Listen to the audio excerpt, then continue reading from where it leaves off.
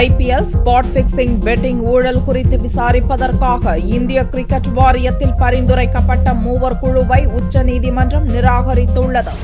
2013ஆம் ஆண்டு IPL போட்டிகளின் போது நடந்த ஸ்பாட் பிக்சிங் மற்றும் பெட்டிங் புகார்கள் குறித்து விசாரித்த ஓய்வு பெற்ற நீதிபதி முகுல் முத்கல் தலைமையிலான குழு உச்சநீதிமன்றத்தில் தாக்கல் செய்த அறிக்கையில் கிரிக்கெட் வாரிய தலைவர் சீனிவாசன் மற்றும் 12 கிரிக்கெட் வீரர்கள் மீது அறிக்கையில் குற்றம் சாட்டப்பட்டுள்ளது. அதுகுறித்து விசாரணை நடத்த குழு அமைக்கும்படி உச்சநீதிமன்றம் உத்தரவிட்டதன் பேரில் கொல்கத்தா உயர்நீதிமன்ற முன்னாள் தலைமை நீதிபதி ஜெய் நாராயண் பட்டேல், முன்னாள் CBI இயக்குநர் RK ராகவன், முன்னாள் கிரிக்கெட் வீரர் ரவி சாஸ்திரி ஆகியோரை கொண்ட விசாரணை குழுவை கடந்த ஞாயிறன்று கிரிக்கெட் வாரியம் அமைத்தது. இந்நிலையில் IPL ஊழல் வழக்கு செவ்வாயன்று உச்சநீதிமன்றத்தில் நீதிபதி AK பட்நாயக் தலைமையிலான பெஞ்ச் முன் விசாரணைக்கு வந்தது. நீதிபதி பட்டேல் கிரிக்கெட் வாரிய துணைத் தலைவர் ஷிவ்லால் யாதவின் உறவினர் என்றும், ரவி சாஸ்திரி கிரிக்கெட் வாரியத்தில் பணியாற்றுவது போன்ற விவரங்களை சுட்டிக்காட்டி மனுதாரர் ஆதித்யா வர்மாவின் வக்கீல் உள்நோக்கத்துடன் அமைக்கப்பட்டுள்ள விசாரணை குழுவை ஏற்க முடியாது என்று எதிர்ப்பு தெரிவித்தார். அதைத் தொடர்ந்து வாரியம் அமைத்த விசாரணை குழுவை நீதிபதிகள்